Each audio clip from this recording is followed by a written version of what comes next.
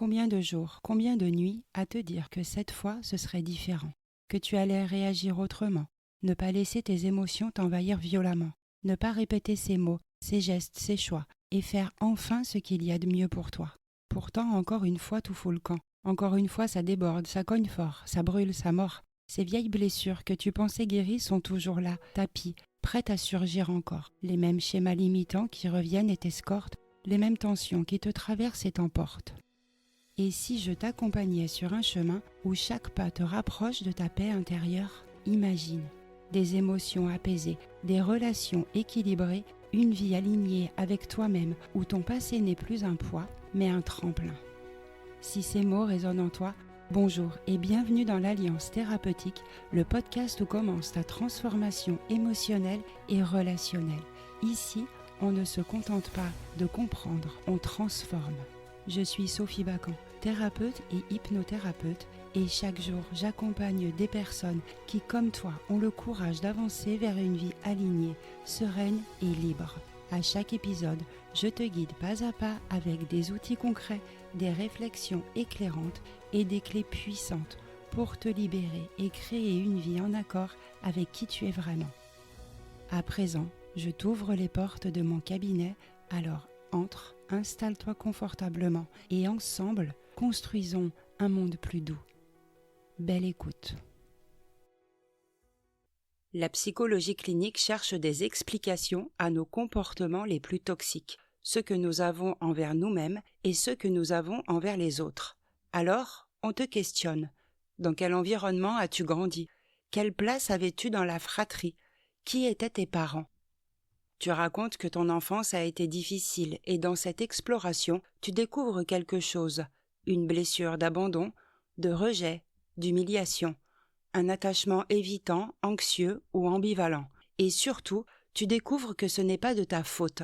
C'est comme ça qu'on t'a appris à fonctionner, c'est comme ça que tu t'es adapté pour survivre. Sur le moment, c'est un soulagement immense. Ouf, j'ai compris pourquoi je réagis comme ça. Sauf qu'aujourd'hui, tu as 28, 42 ou 60 ans et tu en es encore là, enfermé dans ce même cercle vicieux qui te détruit à petit feu. Mais comme ce n'est pas de ta faute, tu cherches à t'accepter tel que tu es et tu demandes à l'autre d'en faire autant, coûte que coûte. À chaque comportement inadapté, tu expliques, tu justifies, tu rationalises tes débordements, tes silences, tes réactions au nom d'un passé que tu n'as pas choisi. Mais rien ne change, tu vis les mêmes choses dans tes relations, des schémas répétitifs qui t'épuisent, une impression persistante de ne pas être compris ou comprise, et surtout cette sensation collée à la peau de ne jamais être vraiment aimé. Si tu te reconnais dans ces mots, bienvenue dans cet épisode de l'Alliance thérapeutique. Aujourd'hui, on va se poser une question essentielle. Est-ce que tout est de la faute de nos parents ?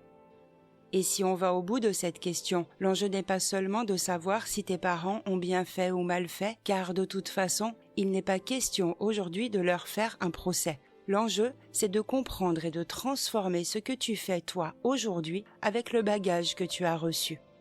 Dans cet épisode, on ne va pas réécrire ton histoire, on ne va pas non plus la nier, on va faire quelque chose de plus exigeant que ça.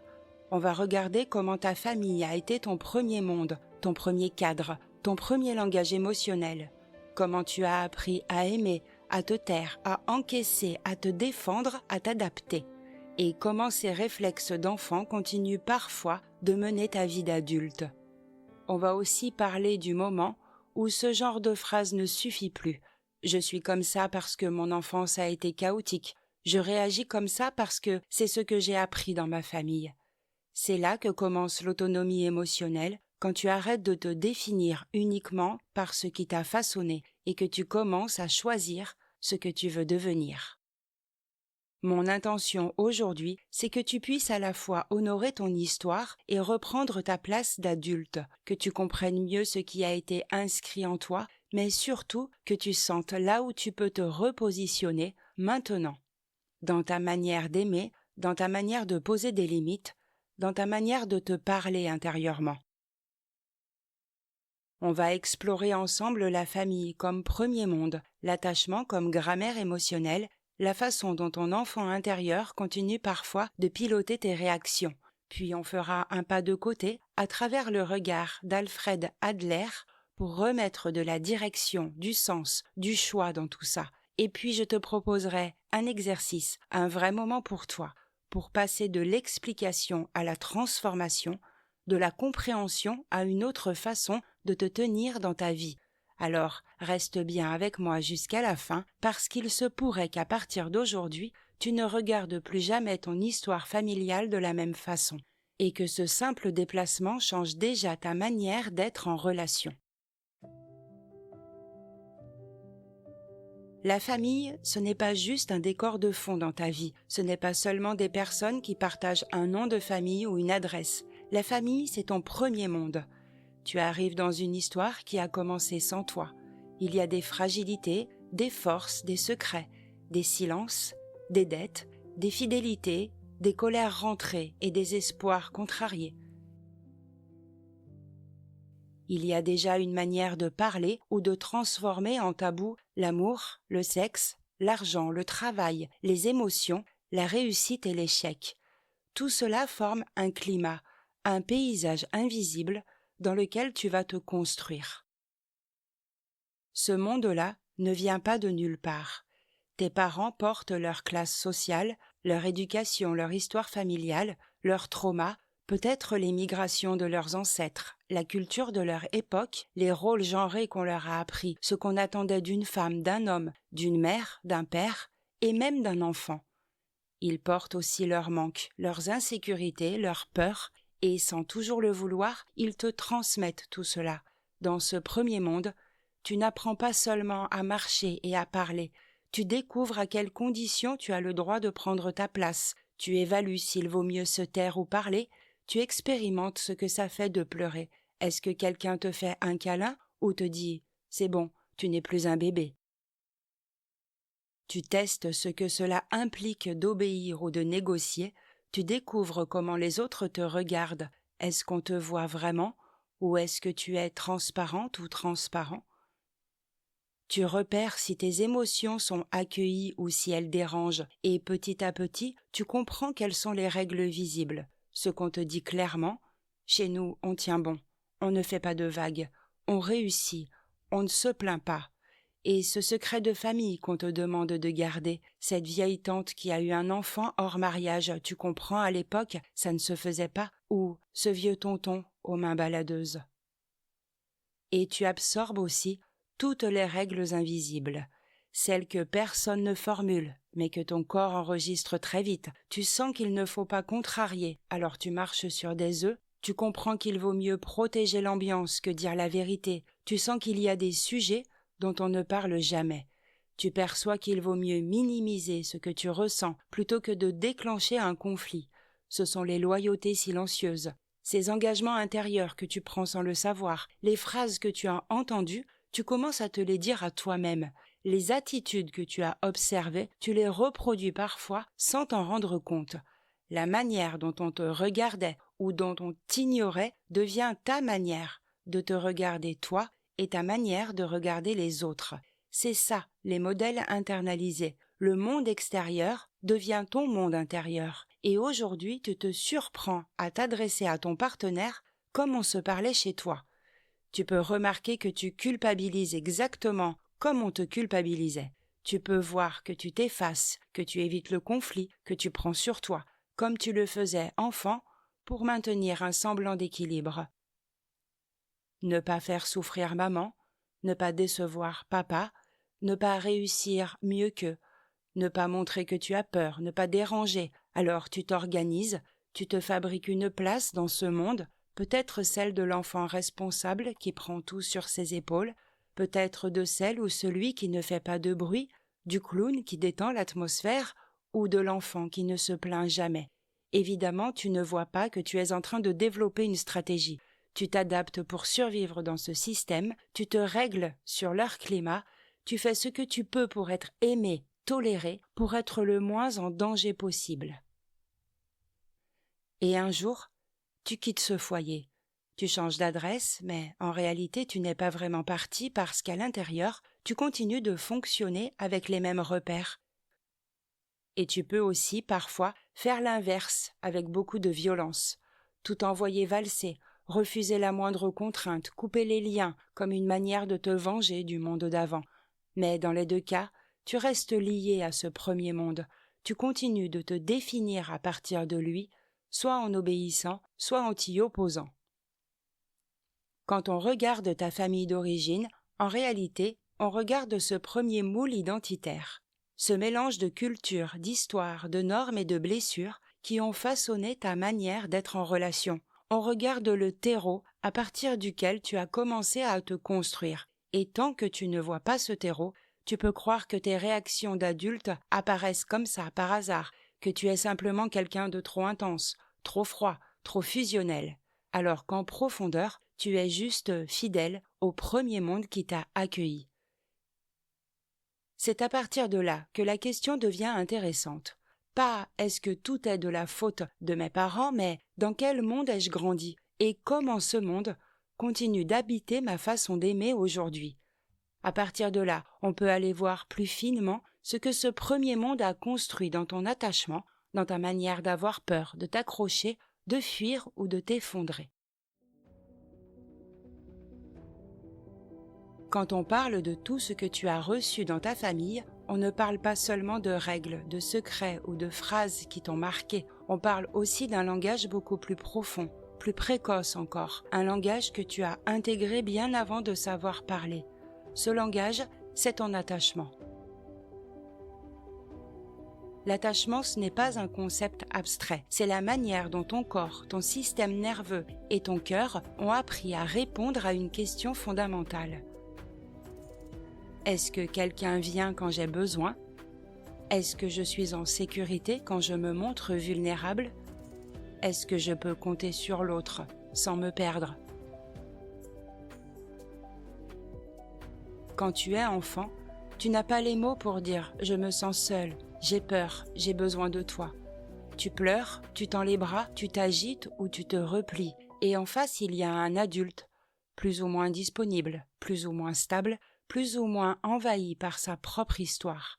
C'est à partir de ces milliers de micro-échanges que quelque chose se construit en toi, une manière de ressentir le lien, une manière d'anticiper ce qui va se passer si tu t'attaches.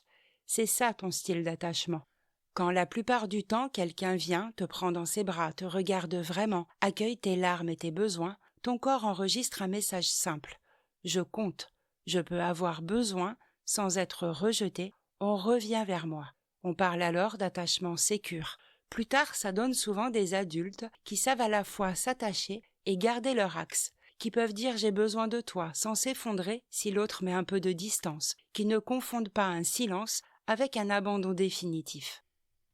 Mais tout le monde n'a pas grandi avec ces bases. Si très tôt tu as compris que pleurer dérangeait, que montrer tes émotions exposait à la honte ou à la moquerie, que personne n'avait de place pour ce que tu ressentais, ton système a trouvé une autre solution. Pour survivre, tu as appris à te couper de tes besoins, à tout faire seul, à ne plus ressentir trop fort.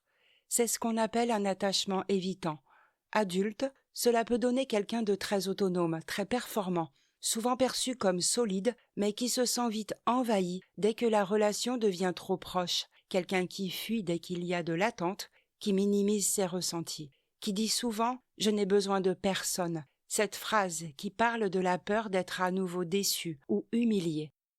Si au contraire tu as grandi dans un climat où parfois on répond à tes besoins et parfois non, parfois on te prend dans les bras et parfois on t'ignore, parfois on t'écoute et parfois on te coupe, ton corps ne sait jamais à quoi s'attendre. Tu ne peux pas te reposer sur une base stable, alors tu développes autre chose, une hypervigilance. Tu scrutes le moindre signe, un ton de voix, un retard, un regard fuyant, un téléphone posé face cachée. On parle ici d'attachement anxieux ou ambivalent. Plus tard, cela peut donner un adulte qui s'attache très vite, très fort, qui a besoin d'être rassuré beaucoup, qui a peur de ne pas être assez, qui relie les messages, qui imagine des scénarios catastrophes au moindre silence. Quelqu'un qui peut se dire « je ne peux pas vivre sans l'autre » parce que l'idée même d'une distance réactive la menace de l'abandon. Et puis, il y a des histoires encore plus chaotiques, quand celle ou celui qui devrait te protéger est aussi la personne qui te fait peur, quand la maison est le lieu du danger, quand l'adulte qui te prend dans ses bras est aussi celui qui crie, qui frappe, qui agresse, qui déraille. Dans ces cas-là, ton système ne trouve même plus de stratégie stable. Parfois tu t'accroches, parfois tu te figes, parfois tu attaques, parfois tu dissocies.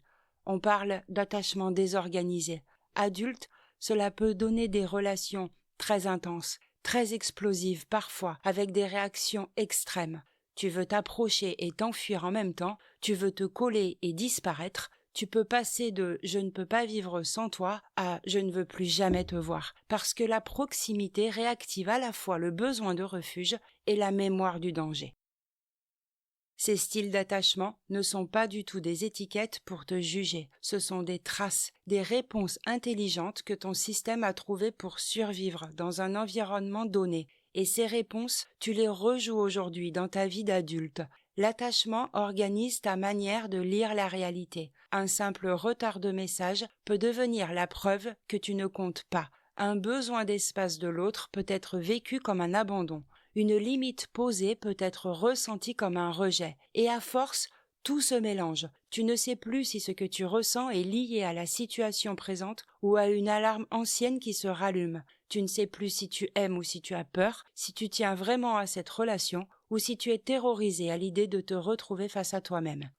Ce qui est important ici, c'est de comprendre que si tu t'accroches, si tu fuis, si tu t'effaces ou si tu exploses, ce n'est pas parce que tu ne sais pas ce que tu veux, c'est parce que tu as appris une certaine manière de survivre dans le lien. Tu as construit un mode d'emploi de la relation, un mode d'emploi qui t'a permis de tenir, mais qui aujourd'hui peut te faire souffrir.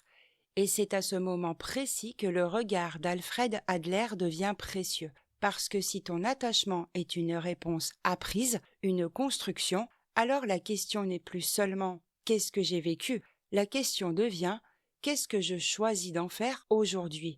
On va y venir, on va aller voir comment Alfred Adler nous invite à considérer que ton histoire influence ta manière d'être, mais qu'elle ne décide pas à ta place la personne que tu deviens.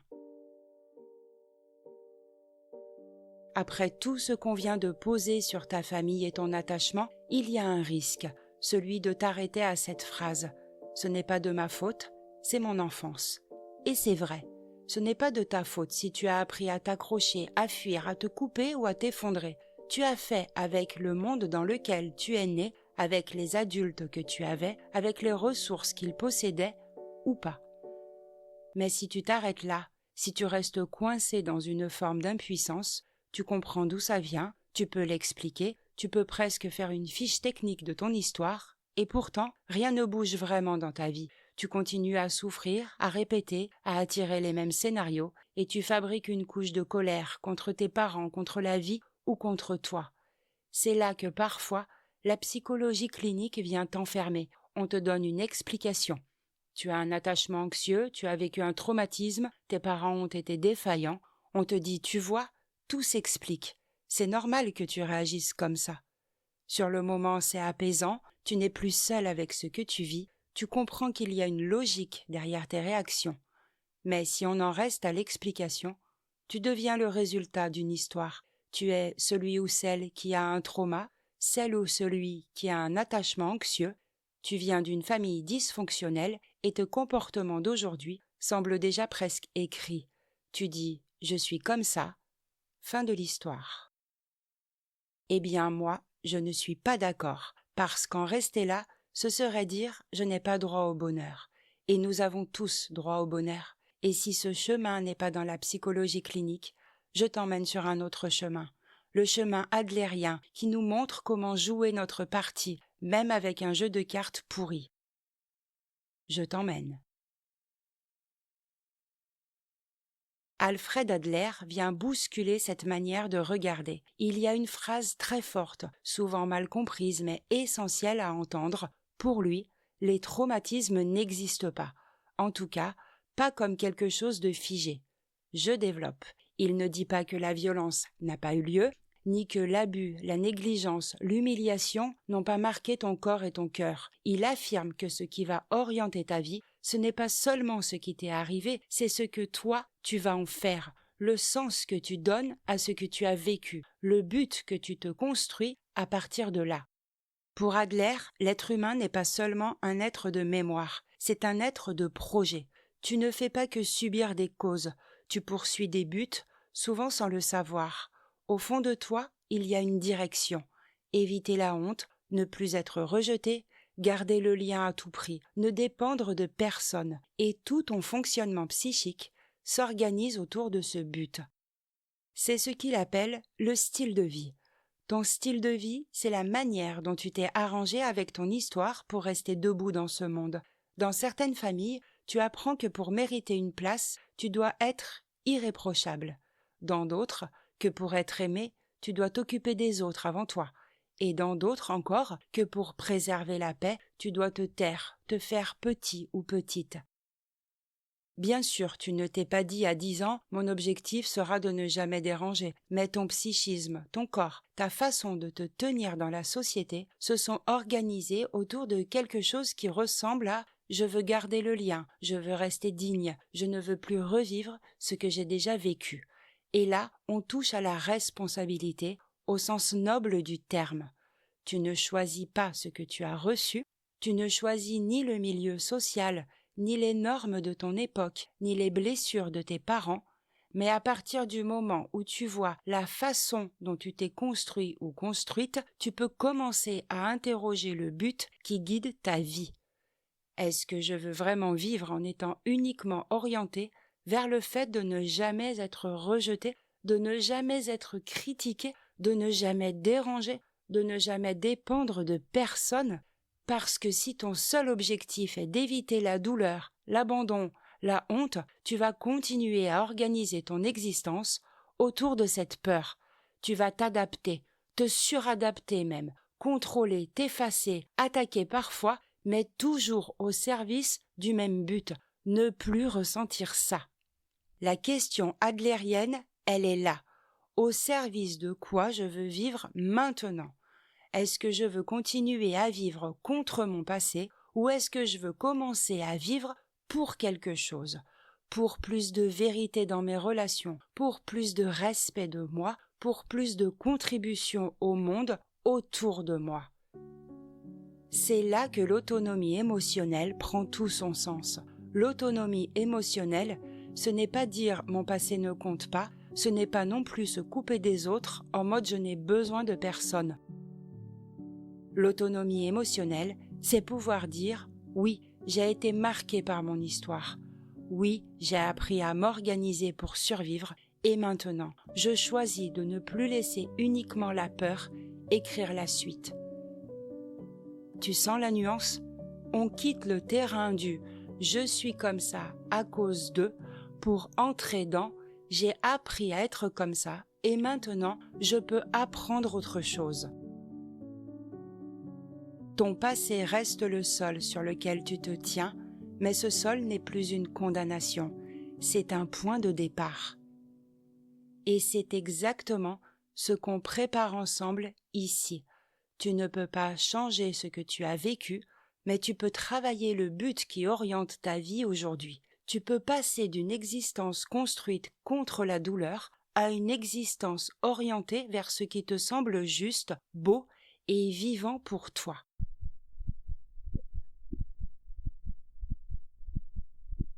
Dans la suite de l'épisode, on va aller voir comment, très concrètement, tu peux commencer à te délester de ce qui ne t'appartient plus et apprendre ce fameux tournant vers l'autonomie émotionnelle. On entend souvent le mot autonomie comme si c'était de l'indépendance froide, un genre de « je n'ai besoin de personne, je gère ma vie seule ». Pour moi, l'autonomie émotionnelle, ce n'est pas ça. Ce n'est pas nier ton histoire, ce n'est pas devenir imperméable, ce n'est pas serrer les dents en répétant que tu devrais y arriver sans personne.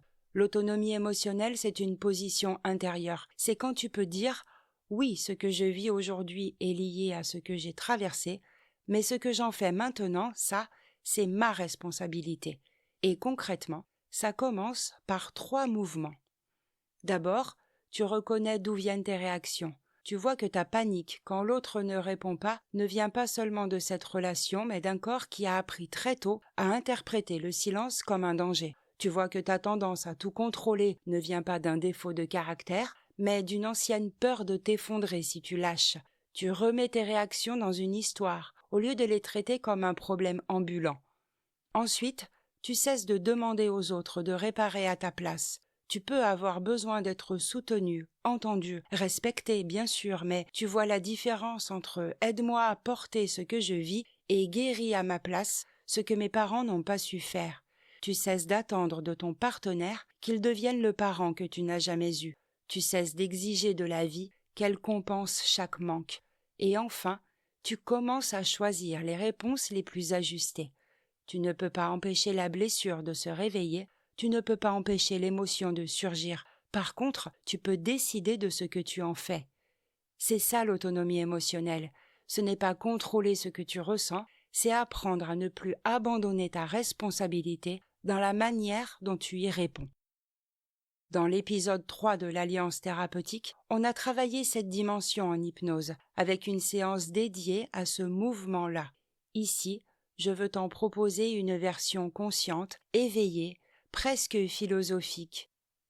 Te poser la question, dans ma vie actuelle, où est-ce que j'agis encore comme un enfant qui attend que quelqu'un vienne le sauver? Où est-ce que je commence à me comporter comme un adulte qui prend soin de son monde intérieur?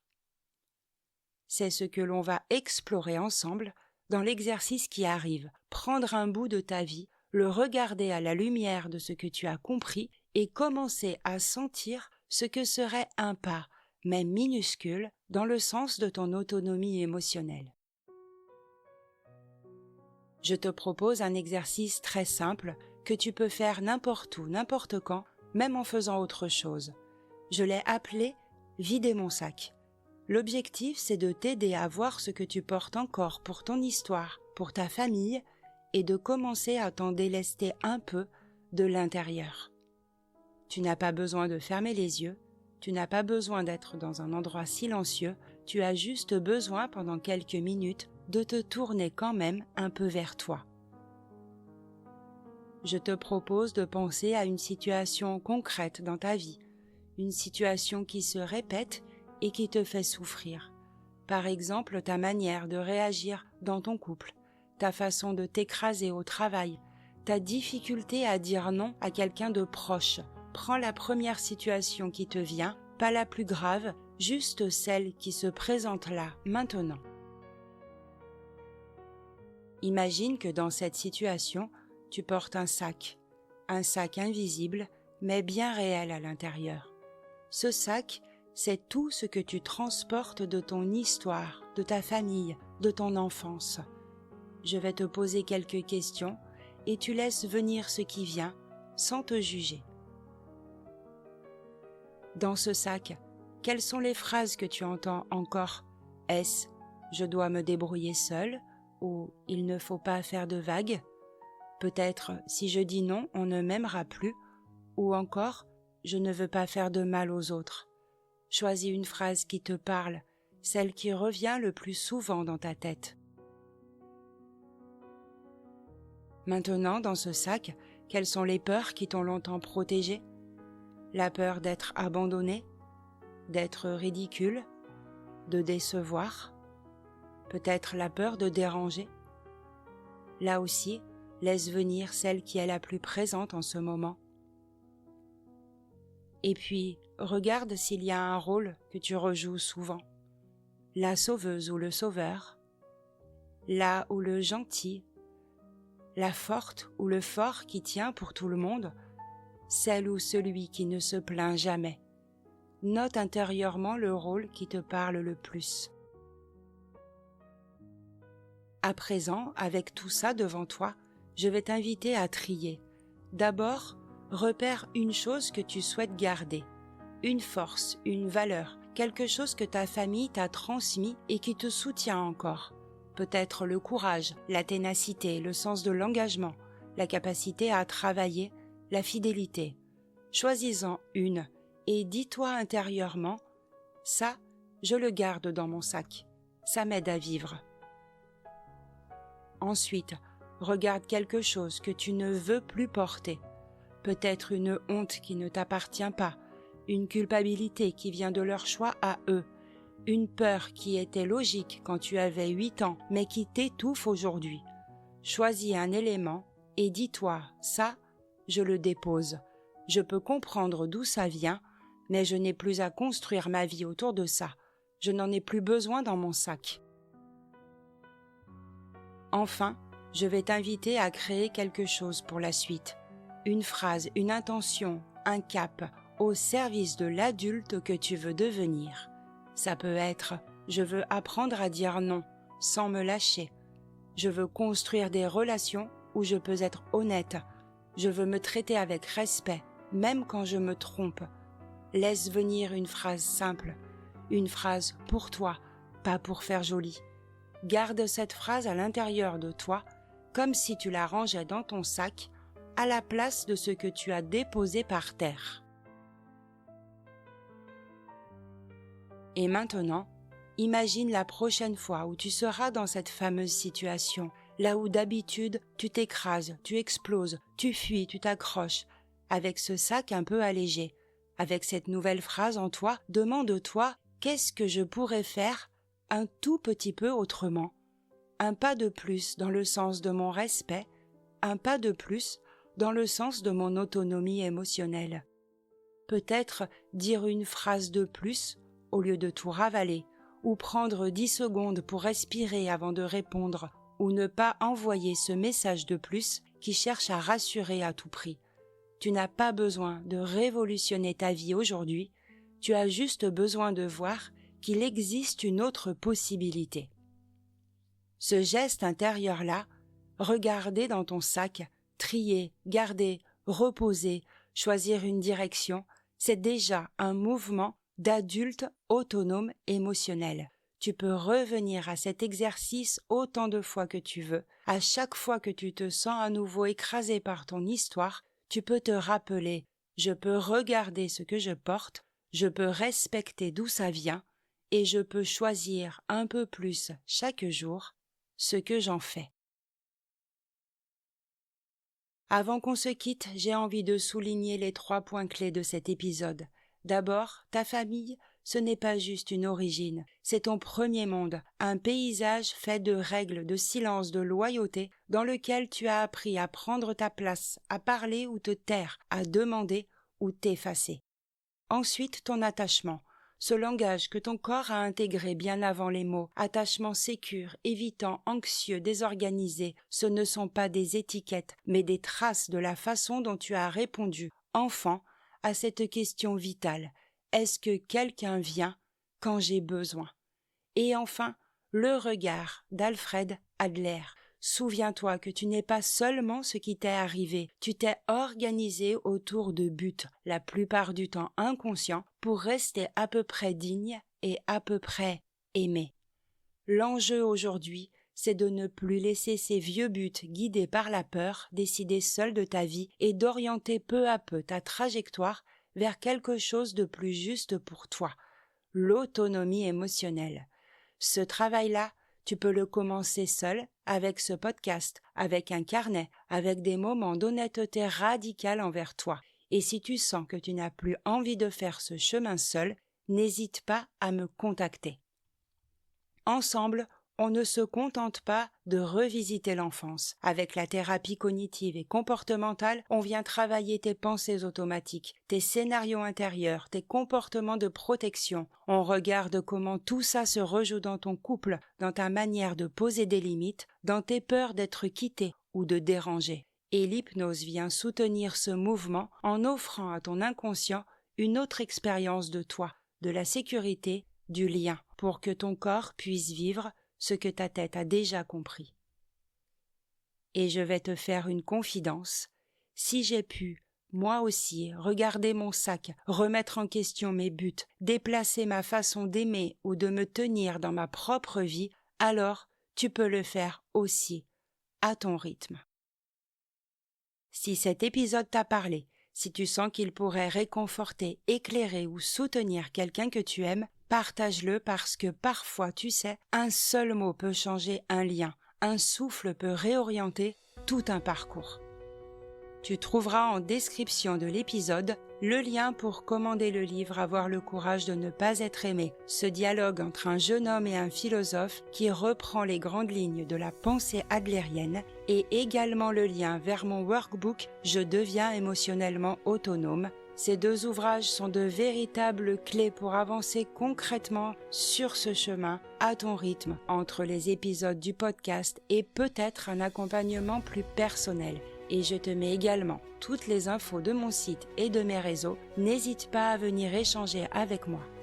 Enfin, n'oublions pas ceci les amis, quand on prend soin de soi, quand on prend soin de nos relations, ce n'est pas seulement notre propre vie qu'on transforme, c'est aussi un héritage plus apaisé, plus lucide, plus aimant, que l'on transmet sans bruit à nos enfants, à nos proches et aux générations qui viendront après nous.